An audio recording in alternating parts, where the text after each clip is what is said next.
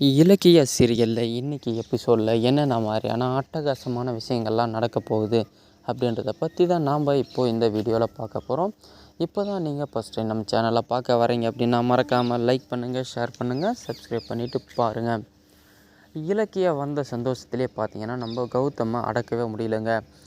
பார்த்தீங்களா, என்ன தான் இருந்தாலும் இலக்கிய என்னை விட்டு பிரிஞ்சு போக மாட்டா, இதுதான் எங்களுக்குள்ளே இருக்கிற உண்மையான பாசம் அப்படின்னு சொல்லிட்டு பைரவியை பார்த்து நம்ம கௌதம் சொல்கிறாங்க. இலக்கியா வந்த சந்தோஷத்தில் இலக்கியாவை கட்டி அணைச்சி அரவணைச்சிக்கிறாங்க.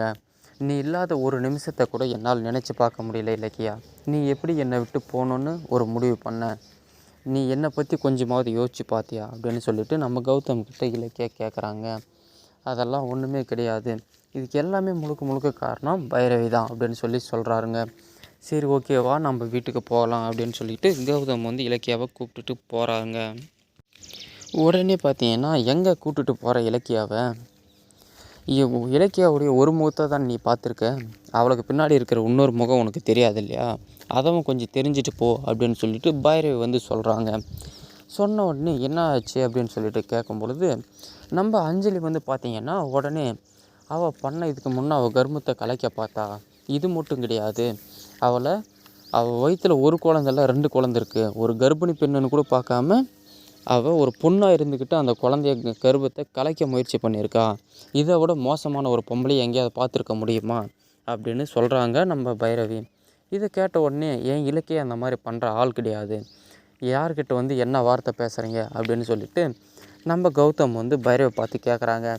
நீ ஒன்றும் சும்மா நம்ப தேவையில்ல, என்கிட்ட எல்லாத்துக்கும் ப்ரூஃப் இருக்குது, என்கிட்ட நிரூபிக்கவும் முடியும் அப்படின்னு சொல்லிட்டு சொல்கிறாங்க. என்ன உங்ககிட்ட ப்ரூஃப் இருக்குது, நிரூபித்து காட்டு பார்ப்போம் அப்படின்னு சொல்லிட்டு நம்ம கௌதம் வந்து ஆணித்தனமாக நம்பி சொல்கிறாருங்க. அதுக்கப்புறமா தாங்க ஒரு ட்விஸ்டே இருக்குதுன்னு சொல்லலாம். நம்ம அஞ்சலிக்கிட்ட இருக்கிற மொபைலில் இருக்கிற வீடியோவை எடுத்து காட்டுறாருங்க. காட்டின உடனே பயங்கரமான ஒரு ஷாக் ஆகிடுறாருங்க நம்ம கௌதம். அந்த கோயிலில் வச்சு மயக்க மருந்து கலந்த வீடியோவும் அந்த இளநீ கடைக்காரர்கிட்ட இருந்து வாங்கின வாக்குமூலத்தையும் நம்ம கௌதமுக்கு எடுத்து காட்டாருங்க. இதை பார்த்த உடனே நம்ம கௌதம் வந்து பயங்கரமாக ஷாக் ஆகிடுறாங்க. இதெல்லாம் உண்மையா இலக்கியா அப்படின்னு சொல்லிட்டு நம்ம இலக்கியா கிட்ட கேட்குறாங்க. அதெல்லாம் நம்ம அப்புறமா பேசலாம் கௌதம், இப்போ வாங்க முதல்ல வீட்டுக்கு போகலாம் அப்படின்னு சொல்லிட்டு சமாளிக்கிறாங்க.